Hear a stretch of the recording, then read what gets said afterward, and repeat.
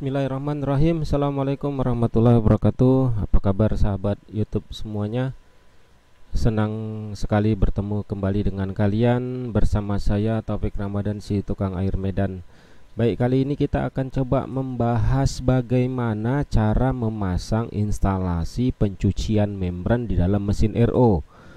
Nah, baik, kita akan coba menguraikan karena kebanyakan kawan-kawan teknisi atau para pengguna mesin RO itu banyak memisahkan instalasi pencucian membran terpisah dari mesin RO. Padahal sebenarnya pemasangan instalasi pencucian membran itu bisa dipasang langsung di mesin RO.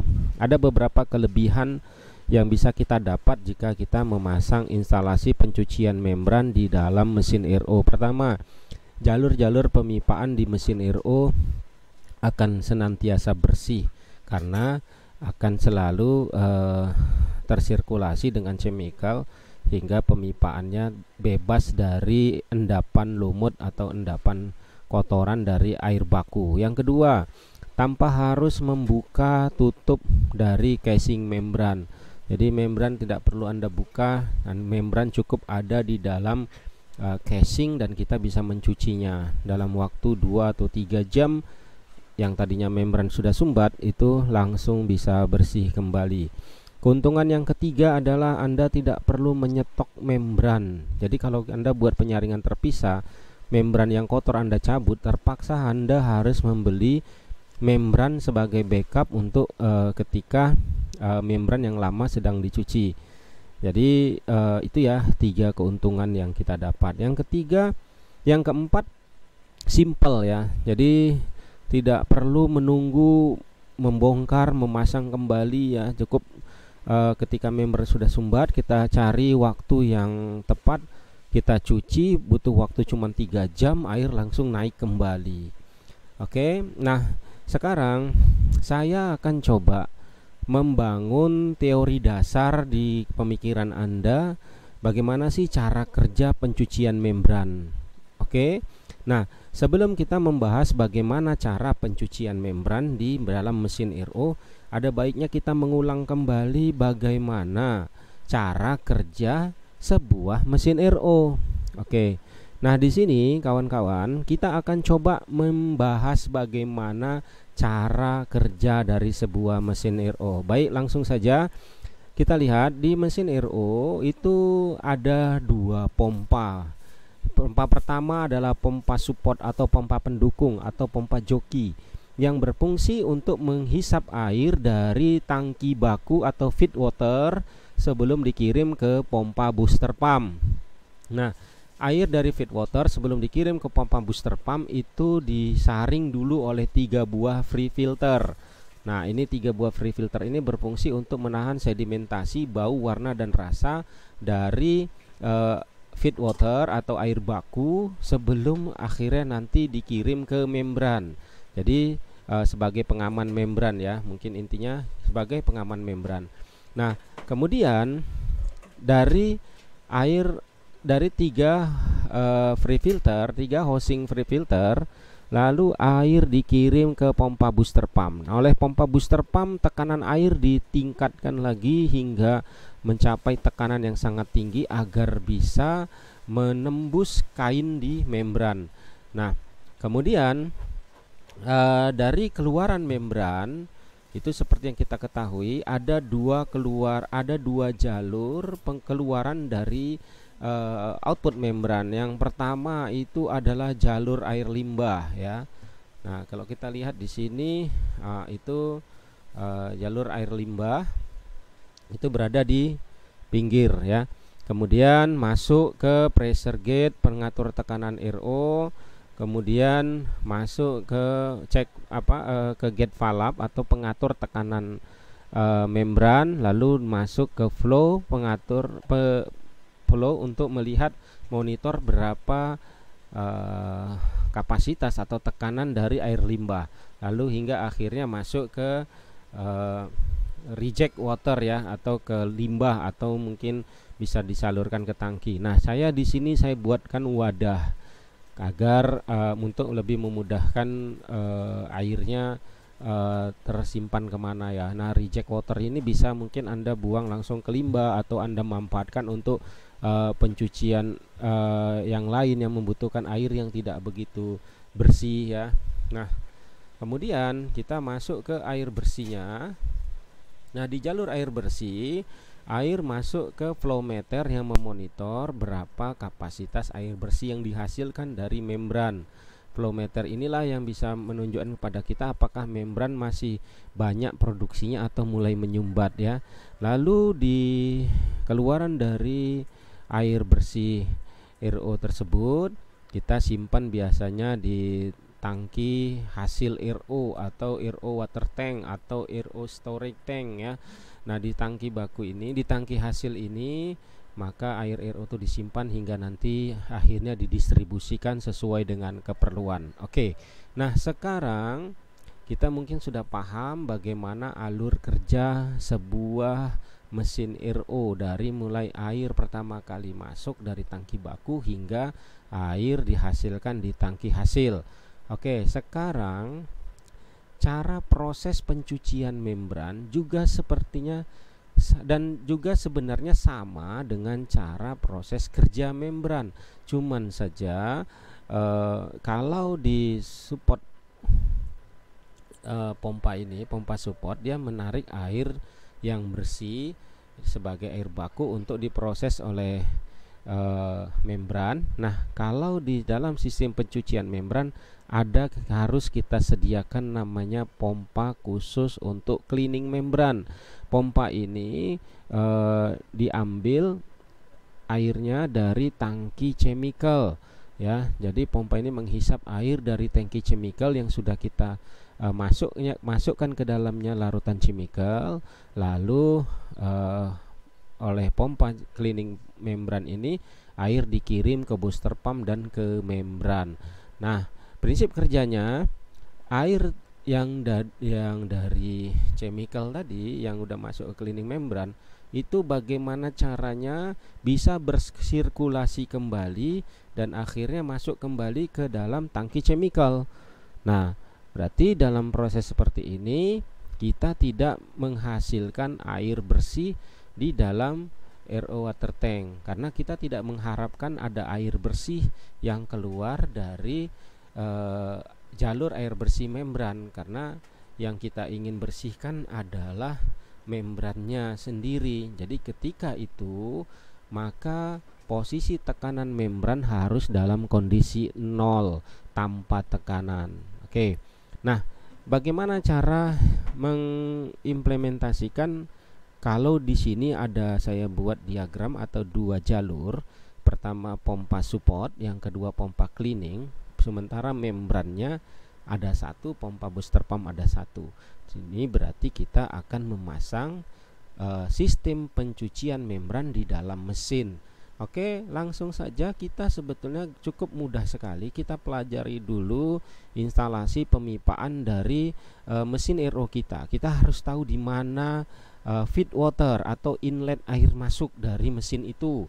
Lalu kita juga harus tahu di mana output dari air limbah seperti ini. Ini output air limbah. Kemudian kita harus tahu di mana output air bersih seperti ini. Nah, dalam penginstalasiannya kita cukup memasang jalur di pompa booster pump ini. Kalau Anda punya pompa chemical sendiri, pompa cleaning sendiri, di input dari pompa booster pump ini Anda kasih cabang 2 seperti ini. Jadi masing-masing dari ini Anda kasih T dan Anda kasih valve atau stop crank di setiap pencabangan 2 jalur ini.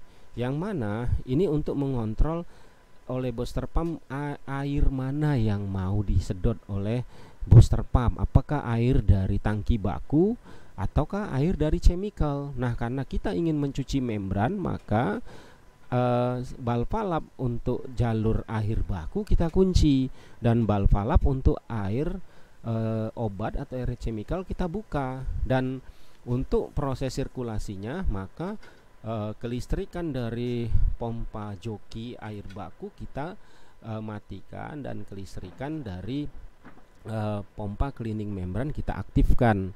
Nah, jadi kemudian untuk air limbah, ya, air limbah juga begitu.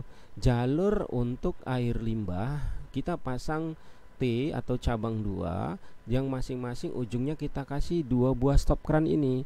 Nah, apabila kalau misalnya dalam proses normal itu jalur air limbah kita buka agar dia terbuang air kotoran RO ke limbah. Nah, dalam proses pencucian membran, jalur air limbah wajib kita kunci. Kenapa? Karena nanti air obat chemicalnya akan terbuang ke limbah.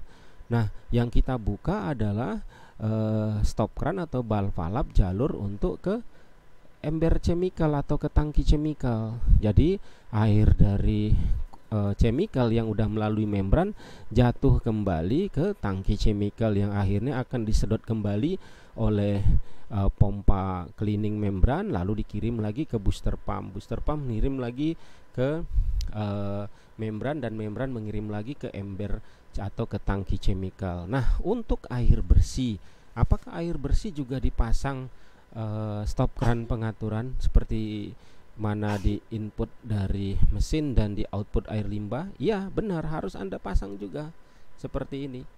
Anda pasang, Anda cabangkan 2 ya, yang tadinya mau ke tangki penampungan hasil RO itu Anda kunci.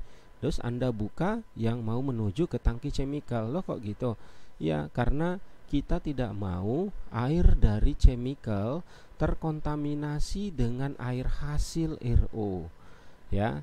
Dan sebenarnya ketika kita mencuci membran itu juga ada mau keluar air bersih di dalam jalur air bersih dalam pipa jalur air bersih dari rangkaian mesin RO.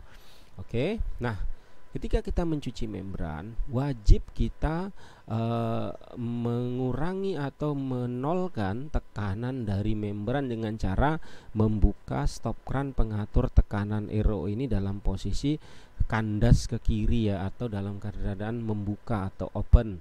Untuk apa? Karena dalam proses pencucian membran itu harus dengan tekanan 0. Jadi tanpa ada tekanan membran. Jadi posisinya harus 0. Nah, ketika posisi 0 itu adalah prosesnya itu air limbah lebih banyak keluar daripada air bersih. Bahkan air bersih tidak keluar. Tapi bukannya tidak keluar, dia masih keluar sedikit demi sedikit. Nah, itulah yang kita khawatirkan, keluarnya air dari jalur air bersih yang mengandung chemical itu kita khawatirkan masuk ke tangki hasil RO. Maka kita kunci ini stop kran yang mau ke tangki hasil RO dan kita buka stop kran menuju ke chemical. Nah, jadi ketika proses itu jangan heran jika Anda lihat ketika proses sirkulasi, selain air dari jalur limbah itu turun ke ember chemical, ada juga air yang menetes dari jalur air bersih dan itu juga mengandung chemical dari yang kita sirkulasikan. Oke, untuk di sini kira-kira sudah paham. Oke, sudah paham. Nah, sekarang kita masuk kepada free filter. Nah, ini hosing filter gunanya untuk apa sih? 3 buah dipasang di cleaning membran. Oke. Ini gunanya untuk menahan sedimentasi atau kotoran-kotoran yang berhasil dilunturkan dalam chemical. Nah, kita tidak mau kotoran-kotoran ini mengkontaminasi lagi membran yang sedang lagi dibersihkan, sedang di cleaning. Maka kotoran-kotoran itu kita mau ditangkap oleh free filter ini. Nah, untuk isi free filter ini Anda bisa menggunakan sedimen filter bekas ya kawan-kawan. Sedimen filter bekas yang Anda pakai untuk produksi sehari-hari, baik itu dari air baku, dari jalur air bersih. Itu sedimen-sedimen bekasnya itu jangan Anda buang, Anda pakai nanti untuk proses pencucian membran yang Anda letakkan di free filter ini. Nah, ketika Anda menggunakan free filter ini, maka sedimentasi yang berhasil dilunturkan, kotoran-kotoran itu ketahan semuanya di free filter ini. Oke, sekarang kita bahas apa lagi ya? Oke, kita coba bahas tentang apa sih obat yang baik kita gunakan di tangki chemical ini. Oke, sekarang begini, ini versi saya. saya dalam mencuci membran itu menggunakan dua obat chemical. Yang pertama larutan basah, yang kedua larutan asam. Nah, dalam pencucian di tahap awal saya selalu menggunakan larutan asam terlebih dahulu, disirkulasikan ke membran, kemudian saya basuh, saya bersihkan kembali dengan air bersih sampai larutan chemical pertama, larutan asam itu hilang dan bersih. Lalu saya buat lagi larutan kedua, yaitu larutan basah. Baru kemudian saya cleaningkan lagi sampai rasa saya sudah cukup waktunya, saya bilas lagi dengan air bersih dari air baku sampai larutan kedua sudah tidak ada lagi. Kemudian saya baru lakukan sirkulasi dengan air bersih, kemudian baru saya pengujian. Oke. Sekarang chemical larutan basah itu apa aja dan larutan asam itu apa aja? Oke. Saya biasanya menggunakan larutan asam itu ada dua jenis ya. Pertama, saya menggunakan asid oksalit. Jadi saya tidak pakai asid sitron ya atau asid sitrit. Saya gunakan asid oksalit. Kenapa nggak pakai asid sitrit? Karena asid sitrit itu keasamannya masih kurang daripada asid oksalit. Jadi kalau pakai asid sitrit, kebanyakan saya dalam proses pencucian cleaning membran yang cepat itu tidak membuahkan hasil yang baik ya, sampai 95%. Cuman dapat itu sekitar 40 atau 50% aja tingkat keberhasilannya. Tapi kalau saya pakai asid oksalit, saya tingkat keberhasilannya bisa 95%, bahkan bisa 100%. Nah, jadi saya menggunakan asid oksalit ya. Kadang-kadang juga saya menggunakan larutan asam keras, yaitu penggunaan HCl ya. HCl itu biasanya saya gunakan di mesin-mesin RO yang menggunakan air baku, air berkapur ya, atau air dengan tingkat kesadahan tinggi seperti di pinggir pantai itu saya biasa mencuci membrannya. Untuk larutan asamnya saya menggunakan HCl karena HCl itu mampu melunturkan kapur di dalam jalur instalasi air yang dilewatinya. Jadi pipa-pipa yang mengandung kapur luntur, membran yang terjadi pengkarangan atau sekalan karena kapur juga luntur ya. Dan itu kalau di airnya PDAM atau air sumur, saya biasa menggunakan larutan asamnya cukup asid oksalit saja. Nah, kemudian larutan basahnya apa? Larutan basahnya saya cuma pakai satu jenis aja ya, yaitu NaOH atau soda api. Nah, penakaran NaOH soda api ini saya sesuaikan dengan kondisi air juga. Jadi kalau misalnya itu kondisi air bor, biasanya kandungan soda apinya saya tinggikan. Jika dia pakai air PDAM atau air sumur gali, biasanya kandungan soda apinya saya rendahkan. Maksudnya komposisinya ya. Oke.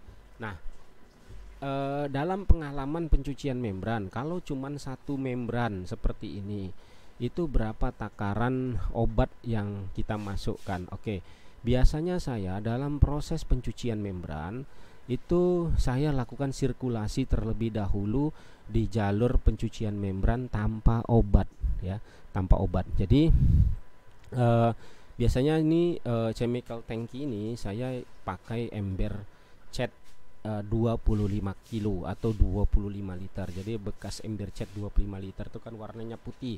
Jadi saya lebih enak memonitor kondisi air dari chemical saya. Itu biasanya saya isi dulu air itu penuh. Oke, saya isi dulu air itu penuh sekitar 15 liter atau 20 liter.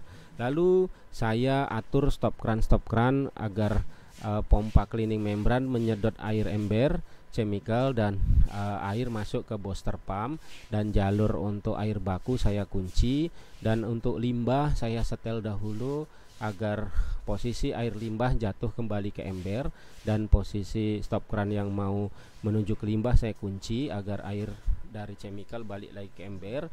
Nah, kemudian stop kran untuk ke tangki hasil saya kunci, dan stop kran untuk jalur air bersih ke ember saya buka. Kemudian saya buka kembali ini stop kran pengatur tekanan RO itu saya open kan, saya buka kandas ke kiri, kemudian saya standby-kan kelistrikan. Nah, untuk pencucian membran Anda tidak perlu menghidupkan pompa booster pump, karena dalam mencuci membran itu Anda perlu jalur air yang lambat, maksudnya flow air yang lambat ya, bukan flow air yang kencang. Jadi jika Anda mencuci membran dengan flow air yang kencang itu hasilnya tidak maksimal, karena dalam mencuci membran harus benar-benar seperti membran itu direndam. Jadi dijalankan dengan flow air yang lambat. Maka pilihlah pompa pendorong untuk cleaning membran, pompa-pompa yang bertekanan atau dengan daya dorong pompa sekitar 30 sampai dengan 35 liter per menit, atau boleh maksimum 40 liter per menit jika Anda menggunakan 2 membran di mesin RO Anda. Nah, di sini saya pakai pompa stainless S41 biasanya, tipe Firman, atau kadang-kadang saya pakai S60 juga kalau dia pakai 2 membran. Nah, untuk mencuci membran Anda cukup hidupkan pompa cleaning membrannya aja ya. Jadi pompa booster pump Anda matikan. Oke, Anda jalankan sirkulasinya. Ketika berjalan sirkulasi, maka air akan mengalir ke pompa, pompa akan mengirim ke membran, membran akan mengirim, karena jalur air kotor kita buka, maka air kotor lebih banyak keluar dan akhirnya jatuh ke ember chemical. Nah, air bersih akan menetes di ember chemical. Nah, Anda lakukan seperti itu sirkulasinya selama 5 menit sampai Anda rasa sirkulasi sudah normal. Lalu Anda perhatikan ember chemical ini. Usahakan di ember chemical Anda sisakan air 5 liter. Jika berlebih maka Anda kurangi dengan cara membuka stop keran air limbah agar air yang di ember ini berkurang kapasitasnya.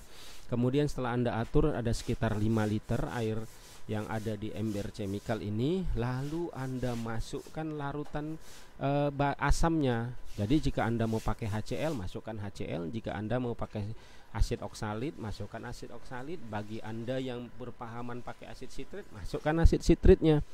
Nah, kalau saya ini pakai asid oksalit, saya biasanya kalau 5 liter air saya masukkan 1 kilo asid oksalit ya. 1 kilo asid oksalit saya masukkan, lalu saya aduk-aduk dan saya biarkan air chemical masuk dan akhirnya mensirkulasi membran. Itu dalam tempo sekitar 1 menit itu ada perubahan di tangki chemical, itu air berubah menjadi kuning. Artinya larutan chemical berhasil mengkikis endapan-endapan yang ada di pipa, di pompa, di membran, dan semua jalur yang dilewati oleh air hingga akhirnya dikirim kembali kepada ember. Karena ember disedot lagi sama pompa, masuk ke 3 free filter, maka kotoran tadi akan tertahan di free filter. Saya lakukan itu terus menerus sirkulasinya selama 45 menit kawan-kawan. 45 menit saya lakukan seperti itu. Nah, tapi dalam setiap 5 menit, ingat ini saya kuncinya, setiap 5 menit sekali saya hidupkan pompa booster pump ini 10 sampai 20 detik. Untuk apa? Untuk memacu dorongan pembilasan air tadi. Jadi ketika air itu betul-betul lagi jalannya lemah, lagi lambat, itu kan pasti ada kotoran yang terendam, terdorong sedikit demi sedikit. Nah, tiba-tiba saya berikan tekanan air yang kencang, itu kotoran yang masih sulit terkikis itu akan terdorong, terpental. Akhirnya kotoran itu cepat lepas dari lapisan-lapisan kain membran. Nah, tapi jangan lama-lama. Saya biasa 10 sampai 20 detik saja. Dan saya lakukan itu terus-menerus selama 45 menit. Lalu setelah 45 menit, apa yang Anda lakukan?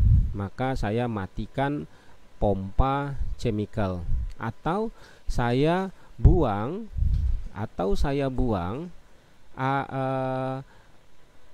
saluran air chemical dari yang mau balik ke ember, saya kunci lalu saya buka yang ke limbah. Jadi air chemical tadi terbuang ke limbah hingga menyebabkan air di tangki chemical kosong. Nah, ketika sudah kosong, saya matikan pompa cleaningnya atau pompa penghisap air obat.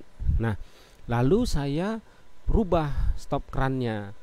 Saya rubah stop krannya di booster pump ini, di input booster pump. Saya kunci jalur dari pompa cleaning, lalu saya buka jalur stop kran di jalur untuk masuk air dari air baku.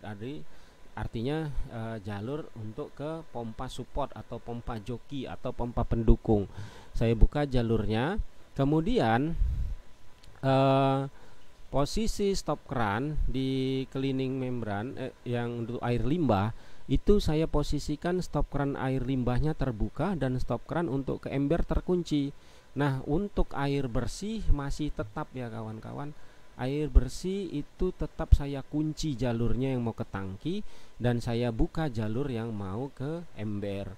Lalu saya posisi stop kran ini juga untuk pengatur tekanan, ini juga saya tetap masih posisikan kandas ke kiri dalam arti tetap open ya, saya buka dalam posisi 0 tekanannya.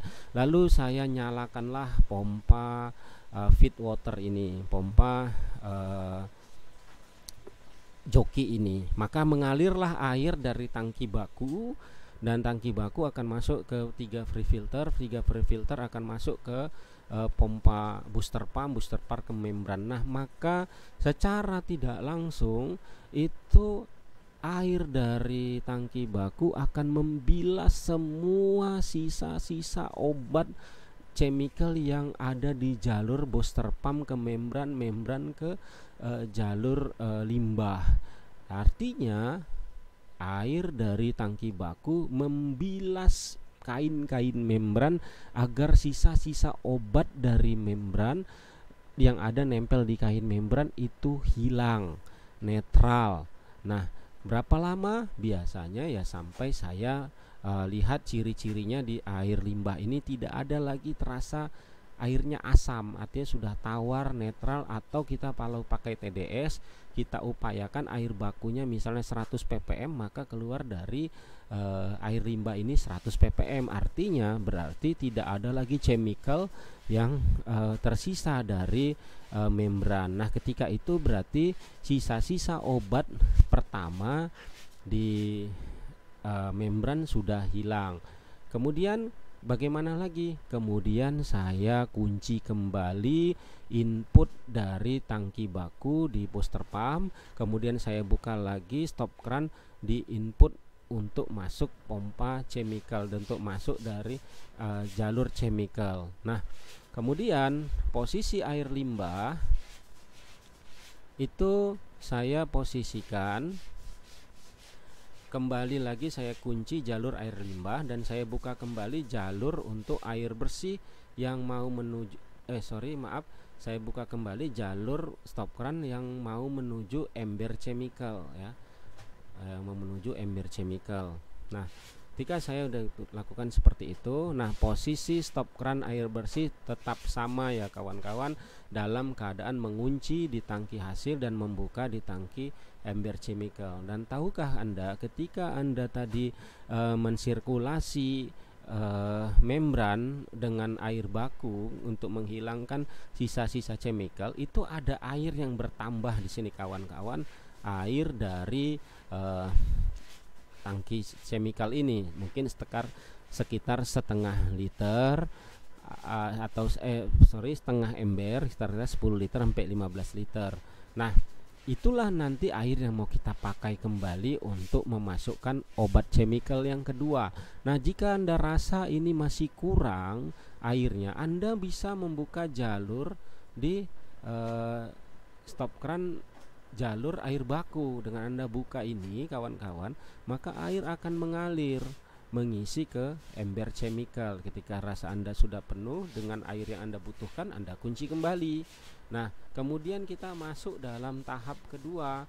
Kita sirkulasikan seperti semula, kita nyalakan pompa cleaning membrannya, lalu kita sirkulasikan. Kita lihat ketika sudah proses sirkulasinya benar, di mana air limbah akan kembali lagi ke ember. Nah, ketika itu Anda lihat kapasitas tangkinya. Kita rumusnya seperti tadi, kembali lagi kita upayakan air di dalam ember ini kita sisakan 5 liter. Jadi jika masih kebanyakan, Anda buang lagi di saluran limbah. Nah, ketika sudah cukup, Anda kunci, biarkan dia jalan lagi ke ember chemical ini atau ke tangki chemical. Nah, ketika sudah normal, laju air sudah menyedot sekitar 5 liter, di dalam ember juga sudah bersisa, lalu Anda masukkan obat yang kedua, yaitu soda api. Nah, untuk air PDAM saya biasa masukkan soda apinya itu 500 gram atau setengah kilo ya.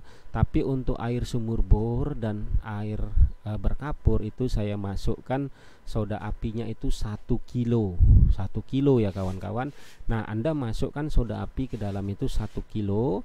Nah, maka dalam tempo seketika itu air menjadi hangat ya kawan-kawan.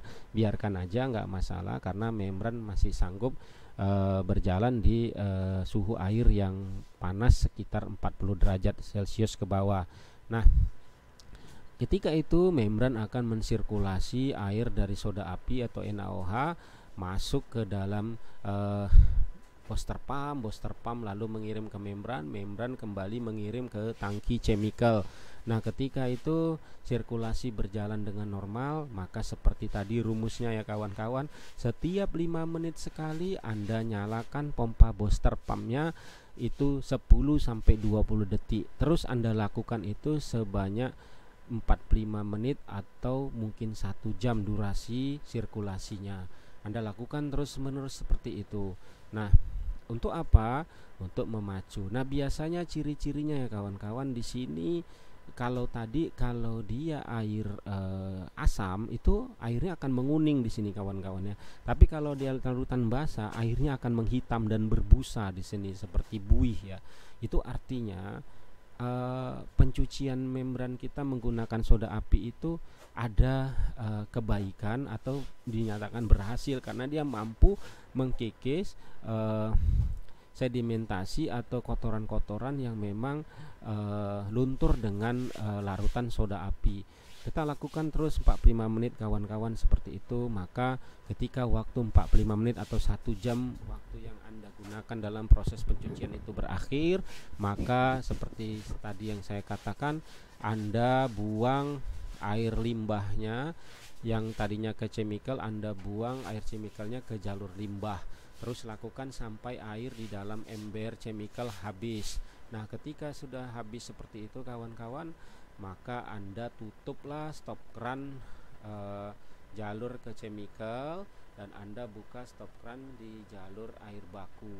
Nah, ketika itu juga Anda posisikan juga tadi posisinya stop keran air limbah itu Anda buka, yang ke ember chemical Anda kunci. Nah, untuk di sini jalur untuk air bersih juga Anda kunci ya kawan-kawan, yang mau ke tangki hasil, tapi kita biarkan yang mau ke ember chemical kita buka. Oke, lakukan proses pembilasan ya, pembilasan obat dari soda api dengan menyalakan pompa joki atau pompa support atau pompa pendukung, dan Anda biarkan dia mensirkulasi, membilas sampai Anda lihat air dari limbah ini nilainya sama dengan nilai air baku. Dan ciri-cirinya biasanya kalau air dari soda api itu nanti air limbahnya itu seperti berlendir ya kawan-kawan, licin dia. Nah, kita harus buat airnya sampai kesat. Atau Anda kalau punya TDS, Anda ukur nilai TDS air limbah harus sama dengan nilai TDS air baku. Jadi kalau di sini 100, Anda upayakan di sini keluarnya juga 100. Ketika itu berarti kita yakin sekali air dari chemical soda api itu sudah hilang ya. Nah, sekarang kita mulai coba hidupkan pompa booster pumpnya.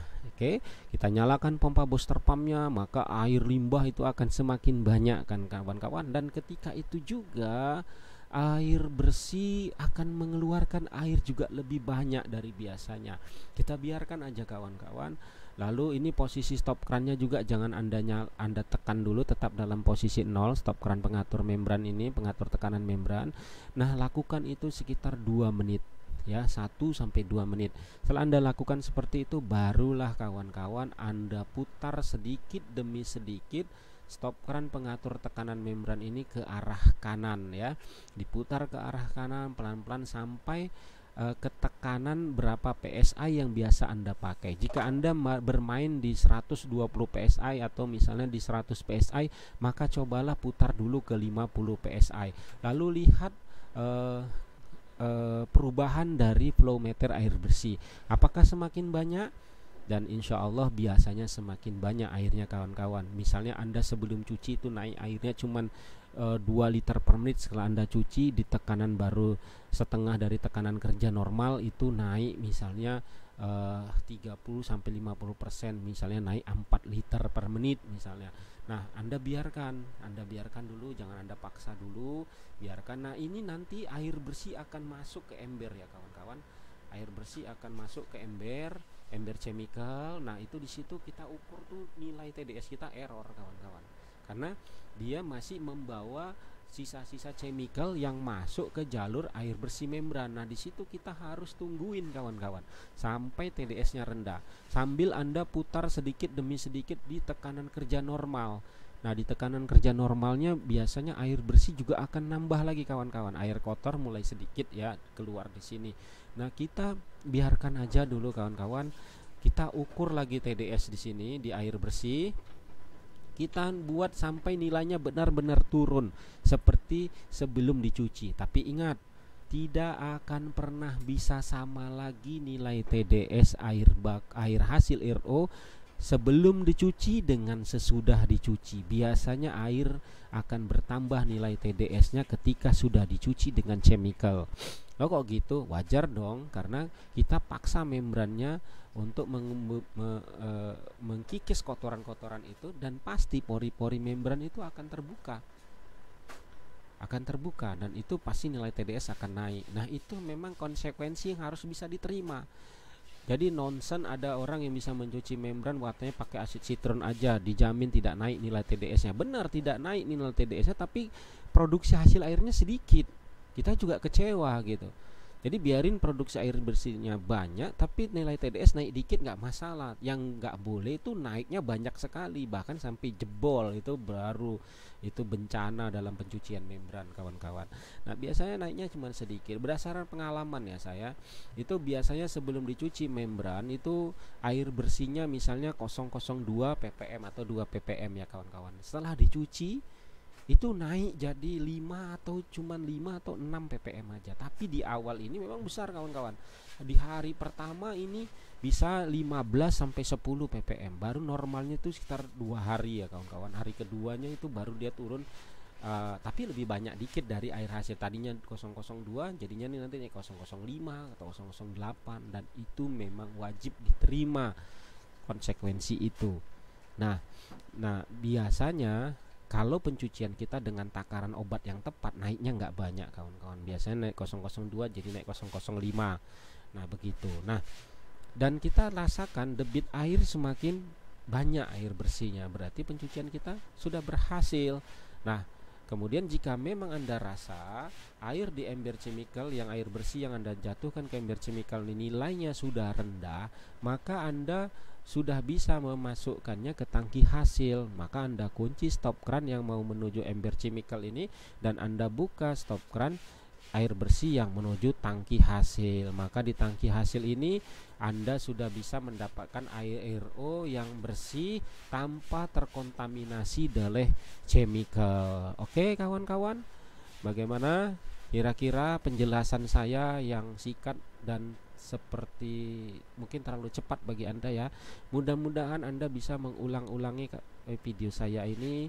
Anda mencermati pelan-pelan, Anda kalau bisa fokus, agar Anda bisa mendapat pemahaman yang lebih jelas lagi.